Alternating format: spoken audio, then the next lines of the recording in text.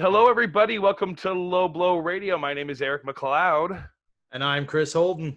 I guess this is LowBlowRadio podcast. I'm still getting used to the right intro here, but yes. Chris, we just watched some AEW Dynamite. It is June 17th. What did you make of the show tonight? I thought it was a big night for tag team wrestling. Absolutely. We got a great debut from a former NWA television champion challenging for the TNT title. Yeah. And I thought at the end of the day, the big Britt Baker stole the show from isolation and a dumpster. She's been stealing every segment. I mean, she's the lifesaver right now in the women's division, and they need a lot. We'll see, we'll get there when we get there. But, yeah, they're struggling right now. So yeah, there's plenty to cover and plenty to go over. But they've been doing some remedy work. So, yeah, doing what they can. We had the kickoff with Kenny Omega and Hangman Page, the tag team champions, defending their titles against the Natural Nightmares, Dustin Rhodes, and QT Marshall. What did you make of this? I thought it was a really good match. I enjoyed Dustin and QT together. They leaned on the fact they're 5-0. And I thought there were a couple times in the match that I thought they might actually somehow eke it out. And that might become the tag team story going forward with Omega and Page with the Bucks. If you lost the belts and you lost it to these guys, like right. So no, I thought it was a good match. Surprised when Dustin and Kenny Omega crashed heads in the corner that didn't split Dustin open, because that was nasty. Neither one of them saw it coming. That was a total accidental head clash. Yeah, those are always the ones where it's someone's opened up hard style too. So yeah, and QT Marshall impressed the hell out of me. I thought he was the guy that came out of this looking the best, because I think he was the guy going into it that I expected the least out of. So for me, I thought he came out of this the biggest winner in the match, regardless that he took the pin. Yeah, I'm glad they didn't lean too heavy into the Allie story. Like, obviously it played a part because she's a part of the story. It would have been weird to not have her appear at all. But I'm glad it wasn't just the whole story for QT. It's been a slow sort of like interesting story you can follow with him on Dark, and they kept referencing stuff like DDP giving him the diamond cutter and just certain referential things like that. And yeah, showing that he's really been working on his in-ring skills, and this definitely got them over as at the time they're the number one tag team and deserving of that tag team title spot. So yeah, I thought a fun match as well between these guys. Huge drop kick by QT Marshall at one point. Huge, super kick. It reminded me of Owen Hart doing a drop kick. It was high and fast and snap out of nowhere. It was a really good spot. The only other, Paul Roma used to pull off, and Tom Zenk used to pull off a quick high drop kick similar to it. And it was impressive. It's fun to see it making a comeback. It's a nice simple move that, like, when executed like that, like correctly, can be very, very impressive. And like, like I always like an out of nowhere drop kick, Okada style. You got to enjoy that. Yeah, I thought just a great opening. Champs look strong. I like that Hangman was like fighting a little dirty too, like just all here and there. It's obviously not a full heel turn like right off the bat or anything like that. And he wasn't. Him and Kenny obviously have found a synchronicity together in the ring, and then but yeah, he was just doing a little bit more, but it all made sense. Like they were hurting Dustin, keeping him away from the tag from QT, but in the match itself, that was helping QT get over by outlasting a lot of the offense from Omega and Hangman. And yeah, geez, that last call finisher is just devastating. I really enjoy it. Yeah, that looks great. The power bomb into the Kenny's knees in the back. And I was wondering, QT Marshall to me, is he becoming a more of a major player? Are they trying to frame him in a bigger light with a match like this, an appearance like this? I think in AEW, everyone just kind of, you're hot, not that you're hot and you're cold, but everyone kind of comes and goes, right? Like that, there's not really because again, we're so sort of conditioned to the WWE status of just like, well, once you're seeing somebody, you're going to see them till they're shoved down your throat and you're sick of it. Whereas here, it's a little bit more like played up a little bit here and there. Whereas now, like, a lot of showcase TV time. Now, I mean, if they want to do the alley stuff, it can be a little bit smaller audience stuff before his next big like match things. Like same things they're doing with like Colt Cabana. He doesn't have to be in big matches every day on TV to not still be recognized on the show. For sure. Next up, we had Anna Jay versus Abaddonn. Hearing Jim Ross selling the appearance of Abaddonn, Could you imagine him selling the Fiend? Oh, Oh, true. what would he have thought of that if he saw it? I guess he's never seen it since he said to Giovanni, "We've never seen anything like this." He No. must forget Giant Gonzalez conveniently. That was his first night in WWE. You'd think he'd remember that. Yeah, Anyway, true. it was a dominant, squishy win. I thought it was decent, like appearance for her. She was on Dark, right? I think was this her Dynamite debut? This was her Dynamite debut for sure. Yeah. I thought this was very interesting because the whole lead up. I mean, obviously there wasn't a big, like social media wise, like when they advertised the matches and that kind of stuff. The only thing advertised for this was Anna Jay appearing on the show again, and then, like she got the showcase vignette beforehand, and we've seen that swerve before in wrestling tons of times where it's like that person being kind of glorified to then just be swapped on the next person. But it did great things for both people, I felt, in this case, because you weren't necessarily you didn't know who was coming out, and then the fact that it was Abaddon, they gave her a great cool new entrance that was more than what she had on Dark, so that was cool to see. And then they really put over her offense and stuff like that, and the shocking big win for her. But that it didn't necessarily hurt Anna Jay to her be in this sort of weird, interesting place where the Dark Order came out. Yeah, that was weird. I mean, again, that's become their trademark, showing up when least expected or whatever. Going to Colt at ringside, giving the contract to Brody, but then helping Anna Jay out of the ring. I mean, it looks like they helped her all the way to the back and into their locker room and into the Dark Order. So I would hope so. Find that out next week. And definitely, we know as well, we'll go through next week's card later, I guess, but we know next week Colt is teaming with Brody Lee. That was what he was handed, was a match contract for next week. So it doesn't necessarily, I suppose, mean he is locked into Dark Order, but it's a pretty good sign that he's headed that way. And if this means I don't see why not. Eventually, one of these recruits has to join, right? They can't just keep going to people trying to sign them and having them say, "No, I don't want to," and fighting them off. Somebody else has to start joining the group. So no, for sure. And now that they're going with like the number gimmick and that kind of stuff too, they're obviously going to get 10 people in this roster before it falls apart, right? So I hope we build to that point. Pardon me? Doesn't Brody have a number 11 on his tights right now? Well, then I guess maybe he's 11 then. Maybe that's what it counts up to. Okay, maybe. Because 10 is his, like, top-class guy. Uno is 1, obviously, and Grayson are, like, 1 and 2, or Grayson would be 2.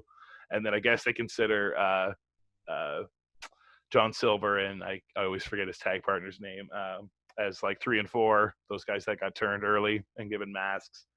And then they say what's his name is 10. I can't remember his name either, the jobber guy. And then Austin... can't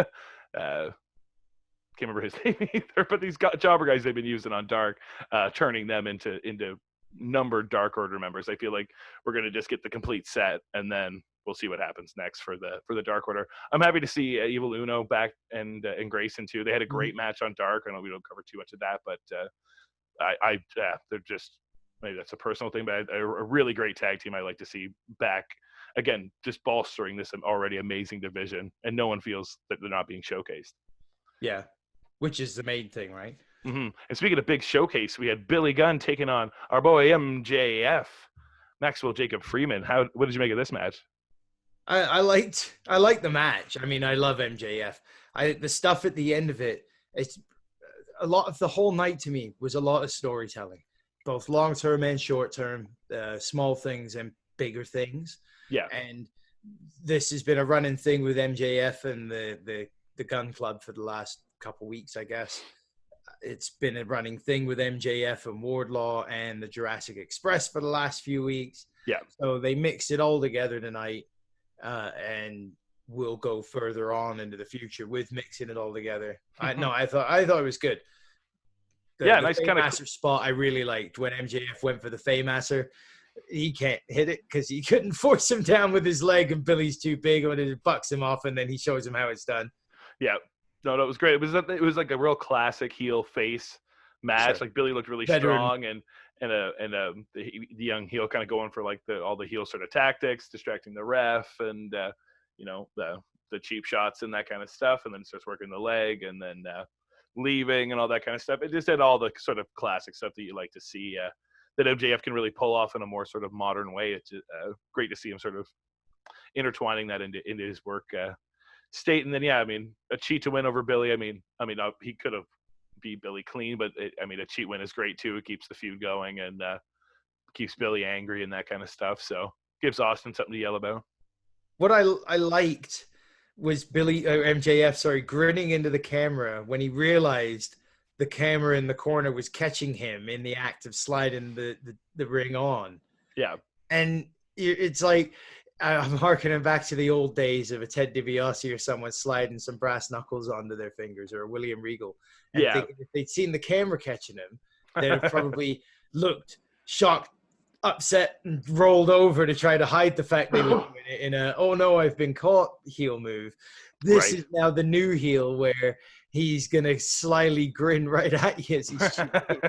And I don't care that you're watching me do it because you're not the ref. Yeah. So, right. I thought that was a nice little moment. And well, then yeah, sorry. You can see even in that same sense early on when like they're basically staring Austin Gunn down while Wardlow just tears into Billy Gunn's leg, just as the ref's being distracted by Austin. So just great sort of old school heel stuff that reutilized by these two. Some of the running stuff with Audrey and MJF too that's gone on in a couple of the matches of his that she's officiated now. I thought that was interesting as well. So that I like the way that Audrey stands up for herself against the heels when they're getting in her face about not doing her job. For sure, she's definitely a like female Earl Hebner in that sense, like definitely more like in their face than other refs tend to be. Well, they get to play a little bit of that card as the heel with her as well. Like tonight, MJF, listen, sweetie, you're here for one job.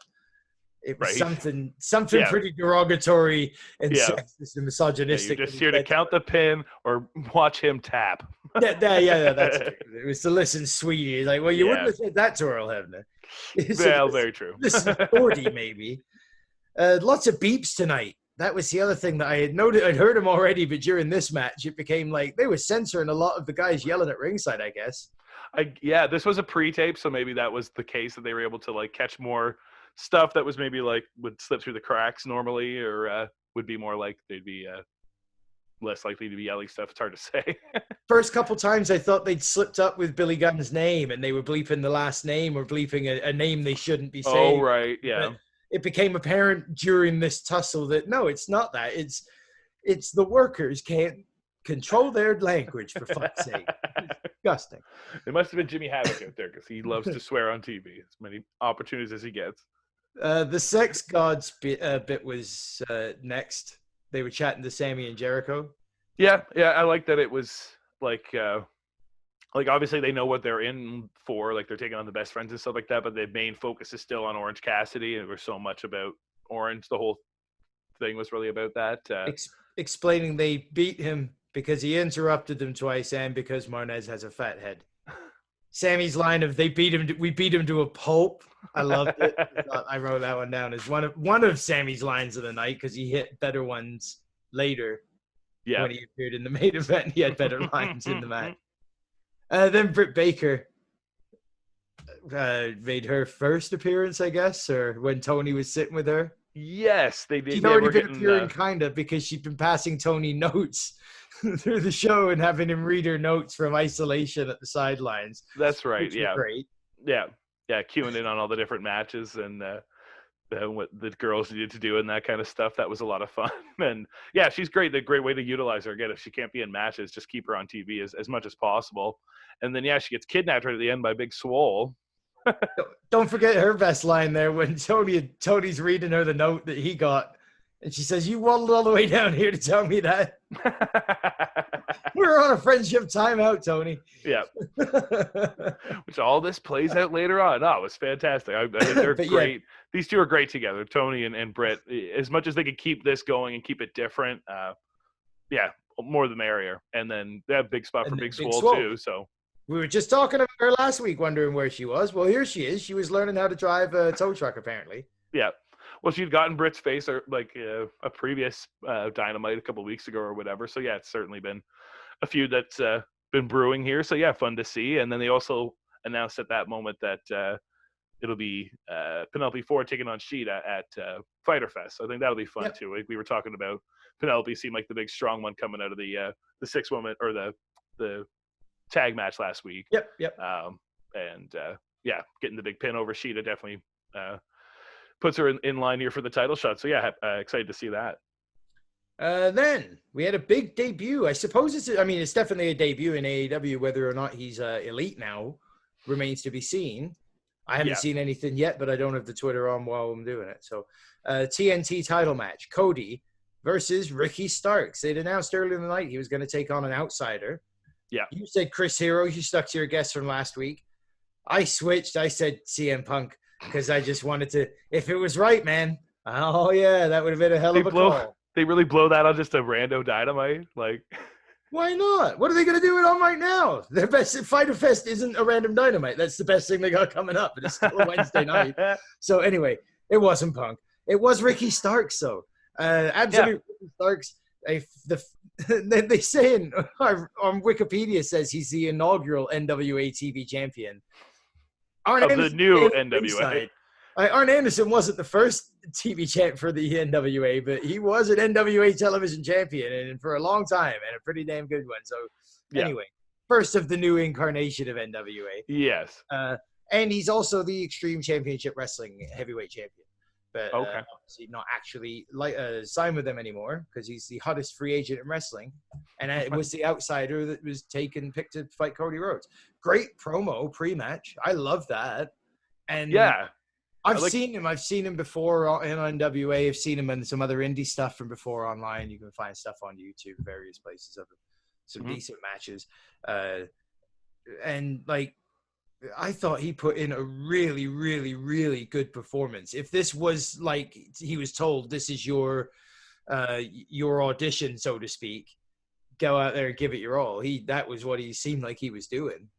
Yeah. I don't know what the kind of setup for this, if he was sort of actually was hand selected by Cody, or if it was sort of like, I know him and Sammy Guevara have a friendship and that kind of stuff. So there's obviously some connections with other people there for sure. I'm sure he knows other wrestlers, of course. But no, this was a great, the perfect way to kind of do this. The way they brought Jeff Cobb in too when they were had against Moxley, that they can do these sort of one-offs with people that have these sort of open contracts. And I was unaware that he was a free agent. Yeah, he was very much circulated on NWA Power up until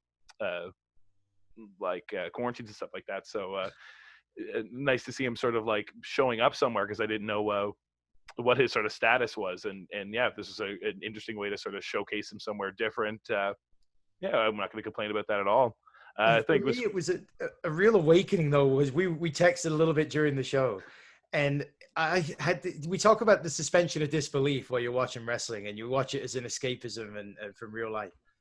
At that moment, I forgot why NWA weren't taping shows, and why I hadn't seen Power in a while, and why I didn't remember that I hadn't seen him on it, and why he wasn't. I forgot we're in a global situation. Yeah. So that's how good the escapism was, just through the first parts of the show. And no, for sure. I mean, they do their best not to. You are really taking my mind off this, guys. Thanks. Anyway, it was a great match. When he threw Cody into the ropes, that bit where it wasn't just like a throw into the ropes and looking like a botched trip up or a whip into the ropes to do an Irish whip. He threw him into the ropes with violent intent to hurt him with the ropes itself as a weapon. And I that's a unique use to me. I don't remember seeing many guys do that outside of a hot shot. Well, yeah, for sure. No, he's got a very interesting moveset. I liked this was sort of a very like I'm gonna say it's a more animated version of Ricky Starks that you see on NWA. A lot of the characters are that way, obviously. Not all of them, but some of them certainly play up their that side of themselves a little bit more. So they it was cool to see a little bit more seriously. So you got that in the promo at first, and then again, in the match doing a little bit harder spots and stuff like that. And he was bumping big for Cody, and just got caught in the big superplex was really fun. And, the superplex was fantastic. I liked the tornado DDT that he kicked off the top rope doing it. It reminded me of The Rock. Right, yeah. That kind of move. And the fact that it was on a second attempt at that as he went to the well one too many times, that Cody got I think that was the final reversal out of stuff. I liked the way that he was selling even as he was delivering some offense. He gave Cody a great leg drop on the apron. And as Cody's selling the neck and chest is hurt, Starks is selling rolling in the ring that he's hurt his tailbone on it because he just did it on the apron. Yeah. Exactly what you like. That's right. That's what you should be doing. So I really, really enjoyed it. Yeah, so I mean, if this is a one-off for Ricky, I mean, great place to sort of get him on national television and showcase somewhere. And if it was sort of more of an audition sort of tryout thing, that he'd be well utilized in their singles division. There's some fun matchups I'd like to see for him here in AEW. Sure. So yeah, very fun to see Ricky Starks here. He took that crossroads like a champ too. Oh, any guys that can are great sellers. It's like, okay, well then I want to see you with like Lance Archer. I want to see you with like the monsters and stuff like that, or like I'm trying to think of someone else too, but like, Darby Allin's and that too. Yeah, I'm trying to think. Yeah, like throw him in with them. To you, after this, it was another really good TNT title match. Where do you put the belt up against the world title? Now, think of it in the comparison of the matches that we've seen and that kind of the competition we've seen for the belt. I'm wondering about that too, because and it was something about seeing that like promo thing for Fyter Fest and seeing Cody up there. I don't know if it's just seeing Cody like with all the champions that's just like makes them all seem and the whole thing seem more important because he's just such a big important part of AEW. And if that makes the title seem more important, yes, too. I mean, it's obviously been showcased more than the world title actually on television. Like Moxley's been in vignettes and showed up a little bit in other segments, but he's obviously not there defending the title every week. Which I think is how it should be. I write stature of belt, for sure. The TNT title, I want to see it on TNT. The world title, the more it's on TV, maybe the more overexposed it is. I just wonder on that side of things, on the prestige side, like they've been all really good matches for the TNT belt. And I don't think there's been stinkers for the world title, but they haven't all been of the top, right? Like there's been the Moxley and Jake Hager match for one was a little lackluster. That might be the fault of fans. Again, maybe you build expectation. Myself personally, I think I built expectation for it, for what I wanted to see, and then it didn't feel like it delivered for me. So I don't know that drops the prestige of the title at all, but it definitely it's making the TNT title look like it's as valuable or as important by the way that these haven't been blow-away matches. It's not being treated like the Intercontinental or US title, right? Very, very true. And I guess it depends on match style, I guess, and what you prefer to see in there, right? Because if it's like the way they've been booking Moxley has been these big guys coming after him and having to deal with this sort of like onslaught from, Hager to Brody to will eventually be Cage. And none of those really compared to the Jericho match. So he's had to really sort of switch up styles and go for something that's like a different sort of John Moxley that we'll have to get used to. And those matches are extremely different than what Cody puts on. So, maybe that's just where the titles feel different and it still makes it feel important. But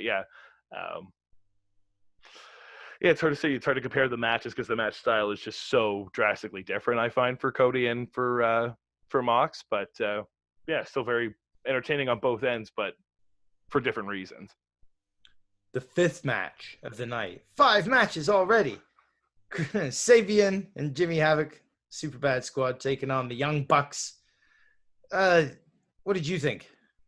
This was fun. I think the Superbad Squad, which I mean, 2 S's together is never great. Never want to as nickname for your team. But that aside, I think they're getting them over really well. They have some good tag team maneuvers together that like work really well. I think Havoc's finding himself a little bit more. Kip's definitely got his like presence down and his like working with Penelope and all that kind of stuff. I liked them sort of going for the different weapons and stuff like that was really fun. And she's kind of cute too. Oh yeah, they as much as you can get her on TV, you cannot complain. So great place to utilize her if she's not going to be in a match to keep her just as the ring girl for them. And I think the Bucks always look just strong as always and getting all their big spots over. Nick looked really, really good hitting that. And you say that like dives to the outside and does the like almost like X Factor type thing when he rolls back in, hits the back elbow, and then back up, flips over the top to take out Havoc. It was a lot of just big spots and then classic sort of Young Buck moments as well. I like Matt's drop kick to the outside into Sabian, and he smashed him with one. That was awesome. Flying out. It looked like, again, it was vicious. I don't know. It's a lot of what I like about the Bucks, and I totally understand the criticism from the sides of a Cornette or the hardcore old school kind of fan side, where you hate to see this constant. It's like what Randy Orton was talking about in his last thing the last couple of days. Car crash after car crash after car crash, and it's hard to remember one particular spot in a match because when you remember back, it was just action after action after action after action. Yeah. And there's an argument that, I can definitely see that side of it, but I can also, I enjoyed this match. I enjoy watching that kind of quick physicality and quick moves around as well. And I thought there's a time for spot monkey stuff. Well, for sure. And I thought as well that it wasn't all about that. The Superbad squad showed some great tag team wrestling with the cutting off the ring. Yeah. Some quick tags back and forth. Some working Matt's body. In the corner with double team moves that were intended to weaken down. I think it was Matt Jackson that they had isolated at first for the longest time, right? Yeah, they were working his ribs. It was really great. The only thing I did think was early on, as soon as the Butcher and the Blade started getting involved, was you're just waiting for FTR to come out to settle the score.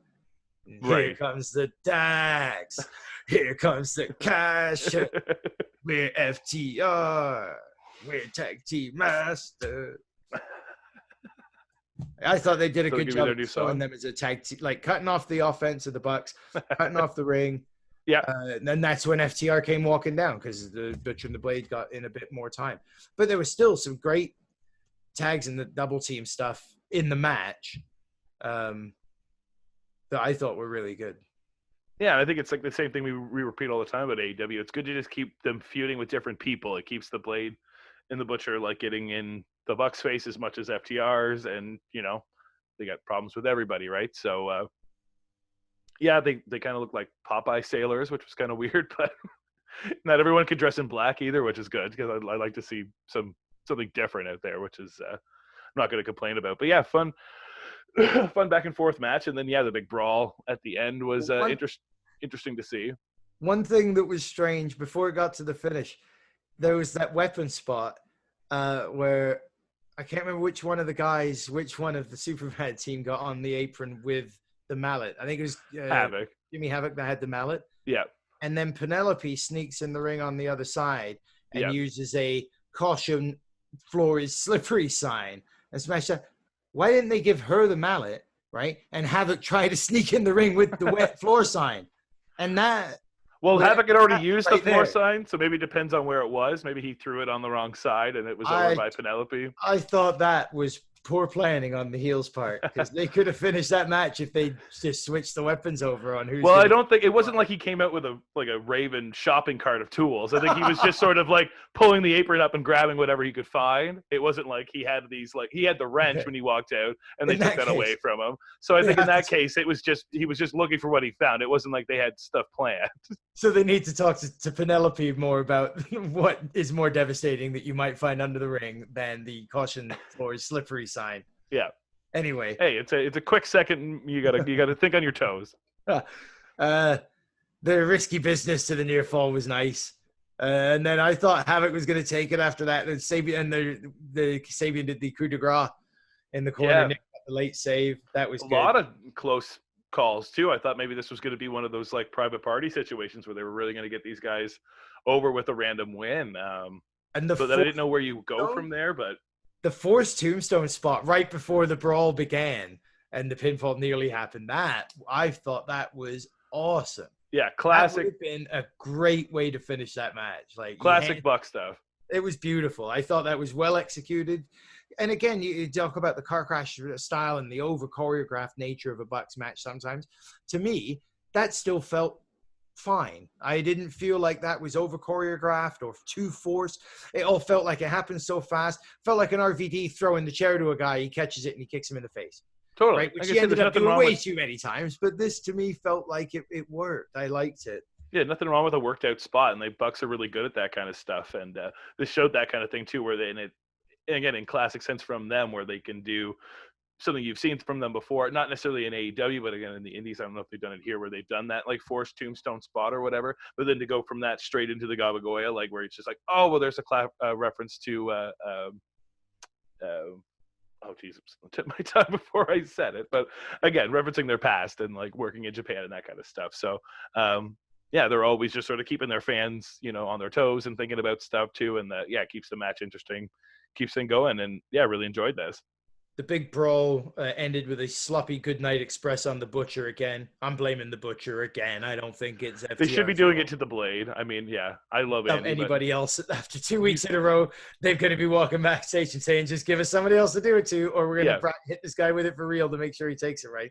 Then they hit the double spike pile drivers with the Meltzer driver from the Bucks and the Brainbusters version by the FTR in the other corner. Yeah, it was a Mindbreaker Meltzer driver team up, which was great. Yeah, they're referencing again just all kinds of either past and future moves. Yeah, it's fantastic. So great to see FTR. I'm curious to see what's next because they haven't said anything for Fyter Fest or anything. So no, but I think it's way too early to get Bucks FTR. I'm assuming we'll get FTR and the Butcher and Blade again, maybe in a higher stakes match or false count anywhere, something style, some gimmick or another. Do you do like an 8-man? Do you put the FTR and Young Bucks against Blade and then together now? The SS boys or whatever.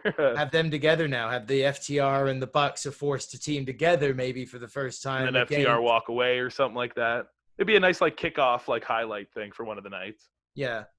For sure, there's so many ways they can go with the tag division, and that's, I think, a lot of what this night kind of showed to me. Yeah, they can all be different. Taz and Brian Cage came up next, and they hyped up Fyter Fest by going over why they attacked him last week. Apparently, was this the interrupted their night? Yeah, was this the first time we heard Brian Cage talk? I think so. Yeah, I feel like it was. Did that make a difference to you?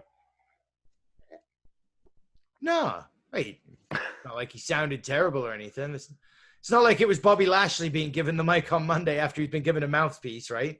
Right.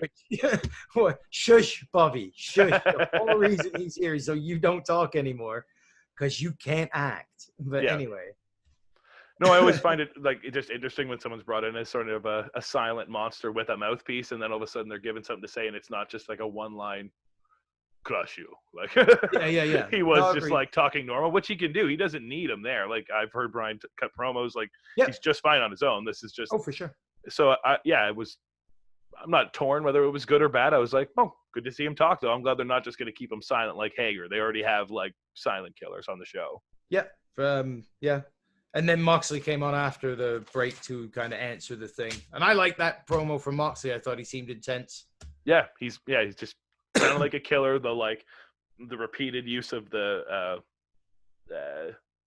dirty deeds, not the dirty deeds anymore. The paradigm shift is just so great. They've got so many killer shots of people taking it that just look so devastating and really make him look like quite a killer. And it'll be fun to see what he can pull off against the big monster Cage. I hope we get to see more of them like in actual matches before then, though. It feels like they're fleshing out his character more. In that respect, we know we're seeing Moxley in action next week.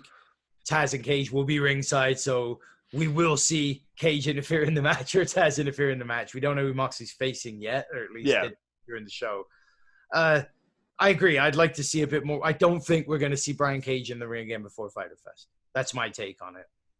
If we do, I don't mind the squash matches. Yeah, they've got enough of these jobber guys around right now. Oh, yeah, you could do it whenever, but... Or, I'll take a Marco throw-around match any day.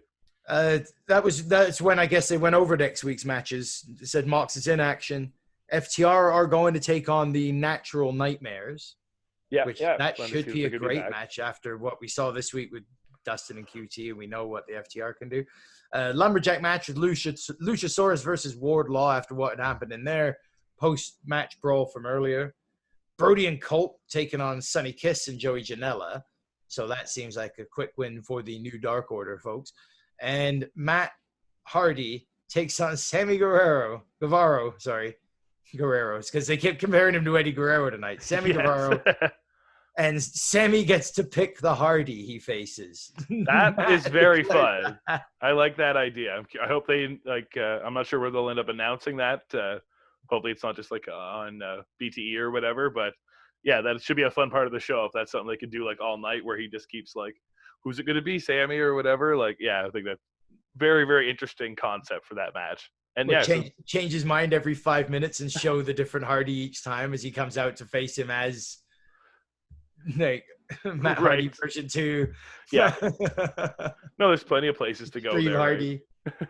I don't know. I thought it's still funny gimmick to me with Matt, but yeah, it seems weird to me when he came out for commentary. Not to get ahead of ourselves, but they introduced him as the multifarious Matt Hardy, and Tony said, "So, which Matt are you?"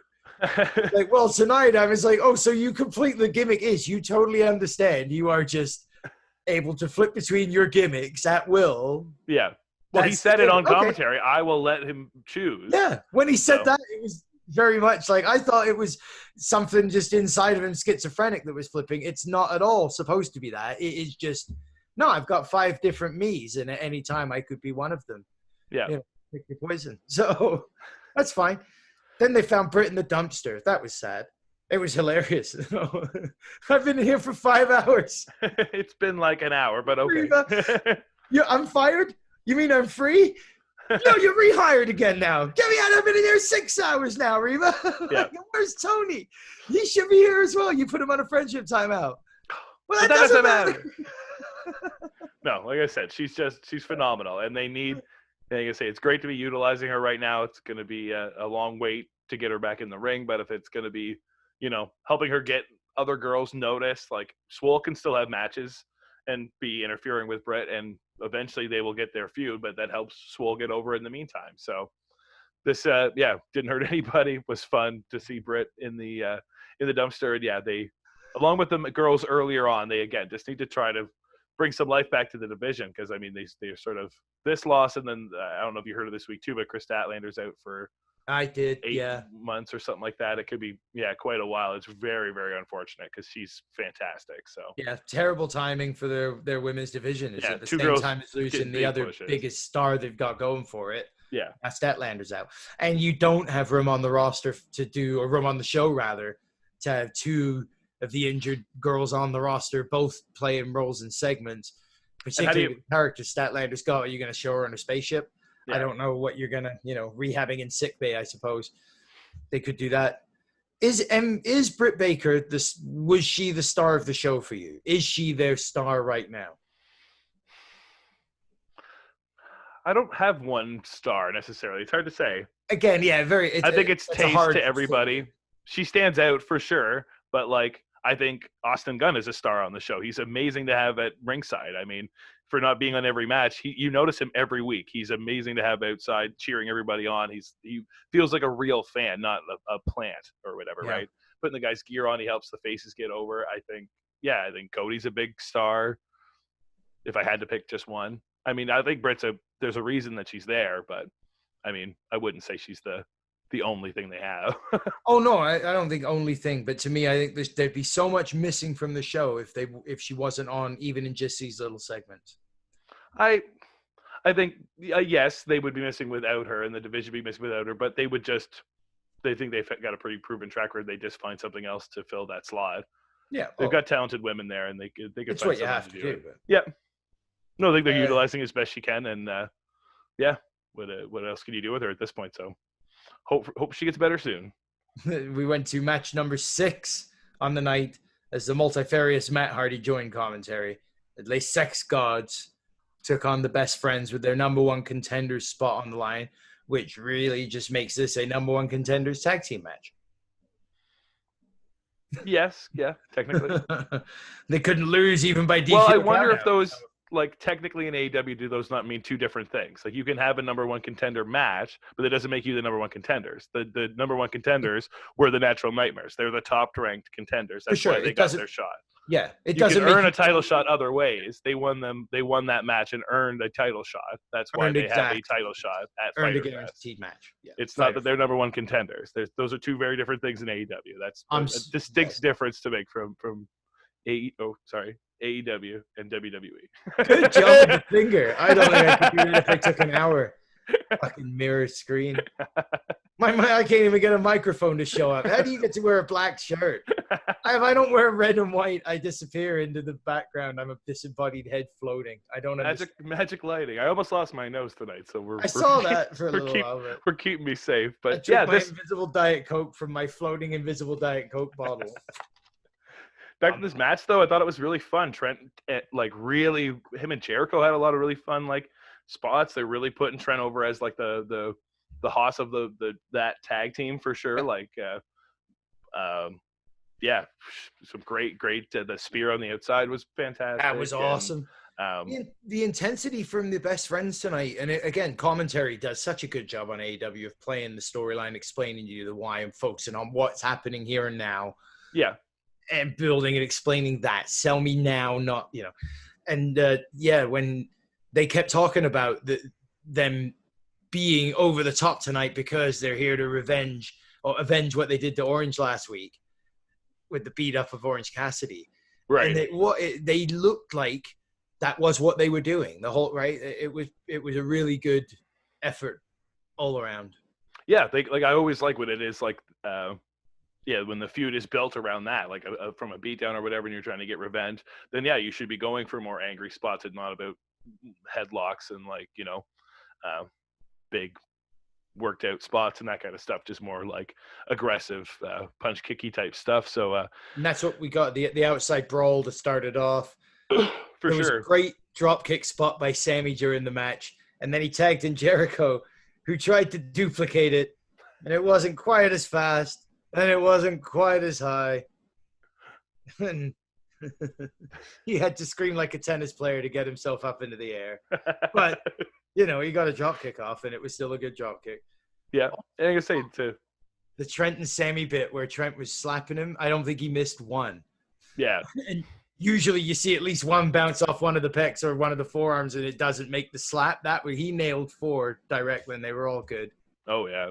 So I thought that was a great... The way that Trent, both of the best friends, they were looking really intense, looking like they had the match in solid control, and then Jericho nailed him with the baseball bat. Yeah, really turned the corner for them, and then they were just working Trent over, keeping Chuck off the apron, keeping the tag and that kind of stuff, working the tag between the two of them and that kind of thing too. Start grinding the submissions and stuff like that on him, and he was just powering through, really getting Trent over as a reason why they were able to win that number one contender match and why they're ranked so highly in the tag division there in AEW. So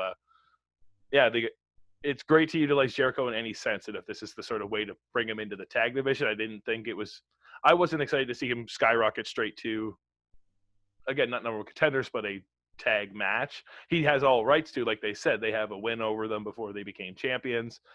They have all reason, but again, that could be all reasons to just have a match on Dynamite too. It's AEW. We've had matches for any reason. So I thought it plays into the whole the believability of anything could happen or what might, because I honestly thought there was a good chance Les Sex Gods win this so that Fyter Fest, it's them versus Kenny and Hangman in the tag team title match.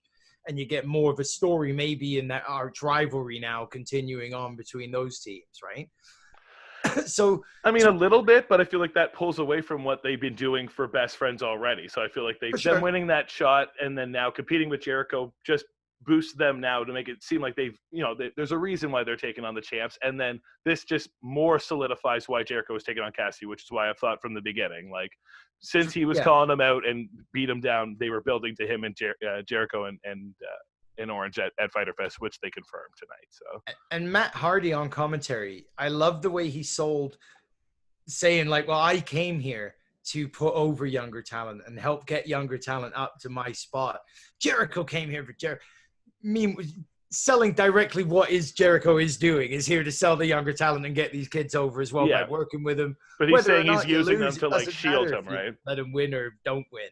It's working with these guys. So his match against Orange Cassidy, this whole program with all of the best friends, including tonight's match, takes these guys to the next level. Yeah. I like Sammy when he got dropped on the top turnbuckle and he cried out, "Not my Spanish God." I was going to say, I heard that too. I was like, oh, well, now we know the I was going to say, you were referencing it earlier there too. I think the other thing with me too is I enjoy this tag team with Sammy and Jericho, and it's a good way to use Jericho in the tag division only if they're going to help put guys over. But if they're going to be winning, I would rather save that for when they are going to be ready to tear apart the Inner Circle, because I think the tag team that should be winning there is Proud and Powerful. They're way better than Jericho and Sammy should be as a tag team, right? Like that's why they were brought in as the tag team and all that kind of stuff. So if all of a sudden Jericho and Sammy were going to get winning matches all the time and being considered contenders and that kind of stuff, then that would maybe put some animosity between them and Santana and Ortiz. So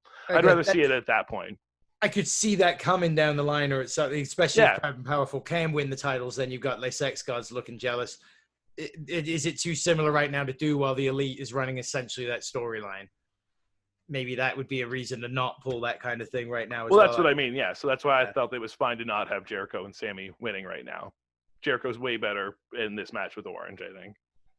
Yeah, which is, like you said, what they announced right afterwards. I love that Superman punch. I thought it was great. Like I say, getting to the end, just the little trip, and you're just like, what the heck? And then you see the cameraman, you're like, oh my gosh, it's Orange. Everyone just didn't think of it because he wasn't wearing what he always wears. Yeah. So. I got that down. I'm like, wow, that was such a great match until that kind of botched finish because he bumped the cameraman or whatever. That's weird. And then, it wasn't botched at all. That was on purpose. Great. Nope. Oh, huge win. I thought it was a great match. Good night. Yeah, no, great sort of end to it too. Like they didn't need too much of a twist on it or like a messy finish or whatever. It was like as clean as you could just about get with just a little bit of interference from Orange, which was well deserved for the beatdown they gave him the week before. So doubles their credibility going into Fyter Fest as a title contenders. That's a huge win over a team that have beaten the champs. Yeah. So nothing but the storytelling and layer upon layer upon layer upon layer. And Orange so coming refreshing. In, he instantly could have just put his hands in his pockets again and done like that same sort of pop thing. But no, you got to see him go right after Jericho, and that was cool. Kept it so much more exciting. You're just like, oh, okay, yeah, this was a whole different side of Orange that we haven't got to see, like where he's more angry and that kind of stuff. So, yeah, excited to see what happens next between these two on AEW Dynamite. Orange, bitter like a lemon. Did you see Raw on Monday? I did. You want to do a little Raw coverage while we're here? I watched it. I turned it on at 8:00, which is rare for me to have it on from the start, but I did. And I watched the whole show, and I thought it was good. I actually enjoyed the whole Raw. I thought it was very MVP centric, and there were a lot of backstage bits, more than probably I remember seeing in the last few weeks. It just seemed like it was very heavy on that vignette. Go to the backstage bit with a Charlie and without a Charlie. I think 3 different times we went backstage to R-Truth and Drew at different points, right? The whole night. Oh, like I could say, I don't watch it live, and I don't know what that would be like because I can't. The whole night feels like it's backstage on Raw. I can't. I don't want to be too negative here because I just feel like that's all it is, and that's all I ever have to say about Raw. It's just trash. Like there was 2 matches on Raw. It was 2 fucking matches in 3 hours. 2 fucking matches in 3 hours? Eat my fucking ass. We had 6 matches tonight in 2.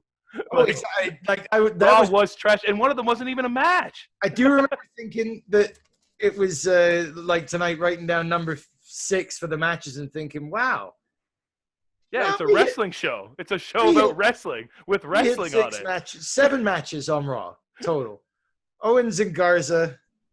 I mean, they weren't all long matches, granted, or good matches. Were they matches? I remember Owens and Garza was like the only match, right? Owens and Garza. I got then was the Viking Prophets versus the Ninjas. That was not a match. You can't call that a match. So you're right. The first hour had 1 match. Second hour, though, eventually, it's like page after page before we get like backstage segment. Iconics over Liz and Natty. So what I do think that if they're going to set women's tag, but they didn't win. They should have won. Why did Liv take the pin? It was a waste of a new what could have been a new tag team. Sorry. I think the new tag team they're sending towards is Lana and Natty. So I think this was a roundabout way to get. Weren't they arguing right afterwards? For Lana and Natty to get together as a team, or didn't they have a backstage argument right afterwards and basically break up? Yes, Natty took her backstage and explained to Liv, now I know why that other girl that used to be your partner, doesn't want to be your partner anymore because you're this, this, and this. And I thought, like, whoa, Natty, aren't you a good guy? Why are you ripping on her like this? She didn't barely even make a mistake. Why you should be consoling her?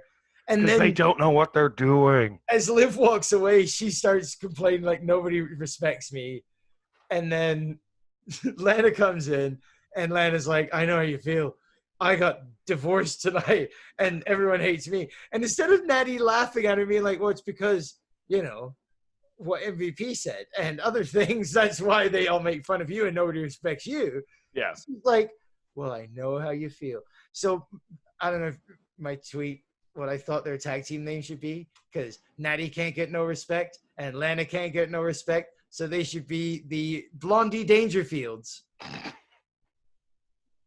Well, I literally have nothing else to say about Raw because it was garbage. So if we want to end on that note, that seems like a fantastic place to end this episode of Low Blow Radio podcast. So, Chris, I will see you here next week. You want to talk about some more Dynamite and maybe see what happened on Raw, I guess? Well, you're such a fan now, watching it live and stuff. Oh my gosh, they really turned you at Backlash. Eh? You're really excited for Extreme Rules. Was it just Christian? I think it was just because you saw Christian in the first thing, right? Hey man, I lived in Orangeville for I don't know how many years. That's my Canadian just admit it. It's fine. Orangeville. So I got a lot of love for Edge and Christian. That's fine. They still wasted them, and it was a pointless 3 hours, the way it always is. It was much less of a waste of 3 hours this week than I have put up with in past. I'd have to strongly disagree. I had a really hard time watching Raw, so it's a difference of opinion. But I want to see what MVP is going to do building this stable of losers, and hope that maybe it's a better job squad than Zelina Vega has built. Well, give it 6 months, and then when Vince decides to fire Bruce Pritchard because they need another scapegoat, we won't have another conclusion. So thank you again, everyone, for joining us. Hit the button if you like the video. Leave us a comment below. Follow us on Twitter anytime at LowBlow887. Listen to us Wednesday evenings on the radio or online at 887theriver.ca.